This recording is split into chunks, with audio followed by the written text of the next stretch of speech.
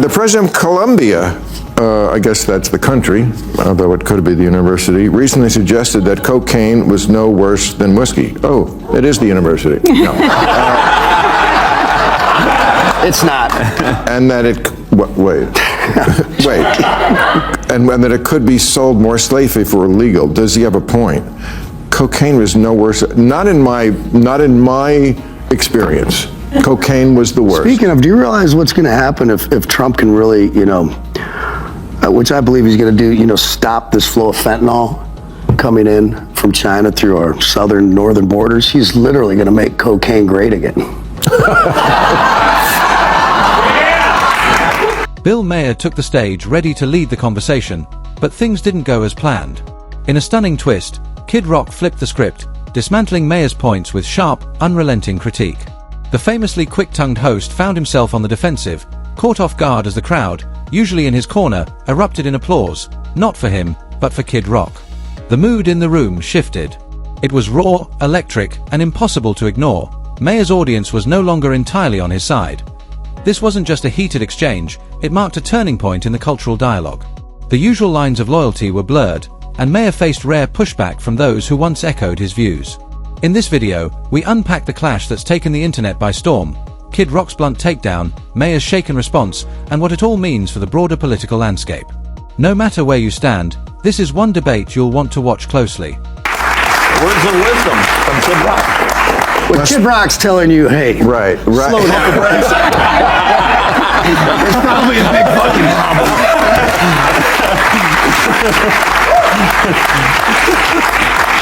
But it's got to be rougher. They used to come for the sex, now they just want your drugs. That's got to be, that would bother me a lot. All right.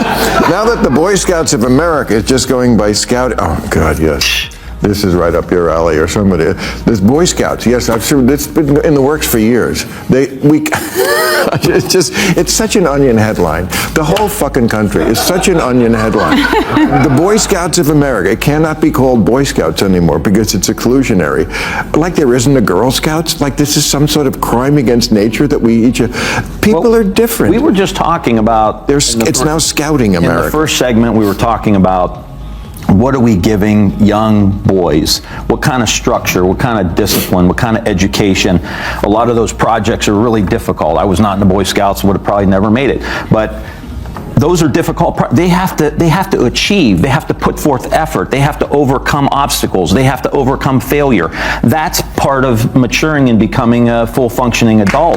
Yeah. And to take that away is insane. To say this is targeted towards young boys because young boys are different than young girls, and so the approach needs to be They think different. It's funny when you fart in a sleeping bag. Bill Maher runs on instinct, almost like muscle memory. Every time he takes a swing at the woke left, he immediately pivots to slam Trump, like a comedian tossing in a crowd pleaser to keep the laughs coming. It's his trademark move: push the boundaries just enough to seem fearless, but always reel it back in before things get too uncomfortable. Maher knows exactly how far he can go without risking his reputation, or his audience. Watch closely and you'll see the pattern. He edges toward a full-throated critique of woke culture, then slams on the brakes and throws out a Trump punchline. Like clockwork. And sure, Trump might be offbeat, even unhinged at times, but he's a force. The kind of force that builds empires, breaks headlines, and reshapes entire political narratives. Say what you want, but that kind of disruptive energy has changed the game. But this really isn't about Trump. It's about Maher, and the tightrope he walks. He takes shots at the left just enough to look rebellious, but never deep enough to burn bridges. He dances near the edge of calling out the woke mob, only to retreat when it gets too real. A quick Trump jab, and suddenly he's back in safe territory. It's a calculated act, no doubt. Love him or loathe him, one thing's for sure: Bill Maher's not lost, he's in control. Kamala Harris run for California governor in 2026 after polls show her leading. I'm going to give that a big no. She's had her chance several times. She should run far, far away. I'm a Viragosa guy. I like Antonio Viragosa, the old mayor of LA. Oh. I think he's terrific. Oh, okay. I didn't know he was in the running. Yeah, I think Kamala Harris would make a great president of a university. Not that she's a bad person or a bad candidate or she's smart, but it didn't work. And by the way, if she does, there would be precedent for this because Nixon lost the White House in 1960. And then what did he do? He ran for governor of California 2 years later. It would be the same scenario. And when he lost that one, that's when he said, you won't have Nixon to kick around anymore. And then he was president 6 years later, so maybe it'll work. You lost a crazy contest to a crazy person. It started decades ago, in my opinion. It started decades ago with timeouts and last place, participation trophies. And sorry to put it so harsh, but it seems to me like we lost a good portion of a few generations of men who've just turned into complete Kamala Harris's political future is uncertain, with speculation growing about a 2026 run for California governor. The move could help her rebuild her image after a rocky vice presidency marked by low approval ratings and criticism over key issues like immigration. While California offers a safer political stage, it comes with major challenges: homelessness, crime, and potential competition from Governor Gavin Newsom. Some compare her potential path to Richard Nixon's comeback, but Harris lacks his deep political network and loyal base. If Biden wins in 2024, she remains the likely 2028 frontrunner. If not, her prospects dim.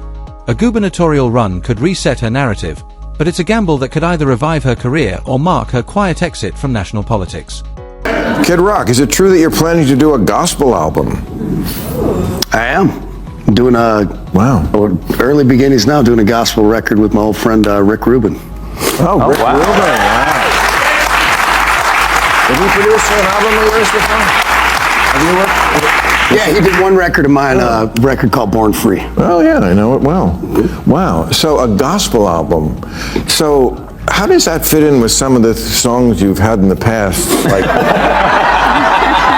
I'm a lowlife. Like you wouldn't sing that song in church. I might.